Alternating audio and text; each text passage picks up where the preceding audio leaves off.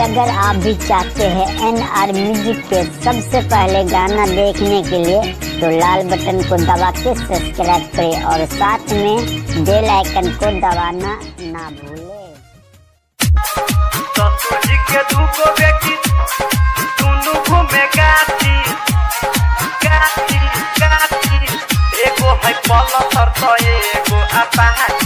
का हो नरेश रावत जान लेवा का? ससुर जी के दूगो बेटी दोनों घूमे गाछी। ससुर जी के दूगो बेटी ससुर जी के दूगो बेटी दोनों घूमे गाछी। ससुर जी के दूगो बेटी दोनों घूमे गाछी। एगो है पल्सर त एगो अपाची।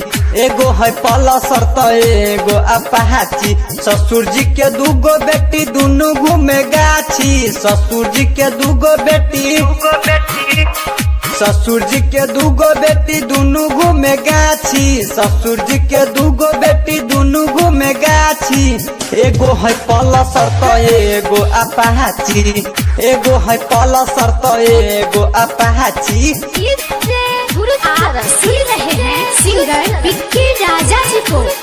ससुर जी के दूगो बेटी दोनों घूमे गाछी।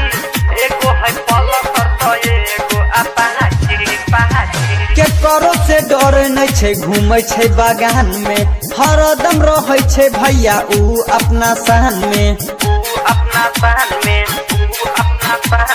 के करो से डरे नहीं छे घूमे छे बागान में।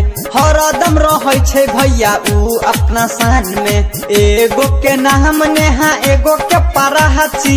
एगो के नाम नेहा एगो के नाम नेहा एगो के पराची। एगो के नाम नेहा एगो के पराची। एगो है पल्सर त एगो अपाची। एगो है पल्सर त एगो Apache. Music by Preeti recording studio लोहा। ससुर जी के दूगो बेटी दोनों घूमे गाछी। एगो है पल्सर त एगो अपाची। रास्ता पर चले छे वो सेक्सी स्टाइल से। बिजी रहे छे भैया दुनू मोबाइल से।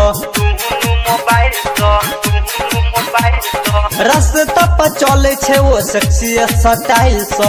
बिजी रहे छे भैया दुनू मोबाइल से। मारे मुस्कान तो बहिले पूरा रांची। मारे मुस्कान तो मारे मुस्कान तो बहिले पूरा रांची।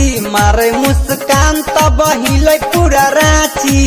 एगो है पल्सर त एगो अपाची। एगो है पल्सर त एगो अपाची।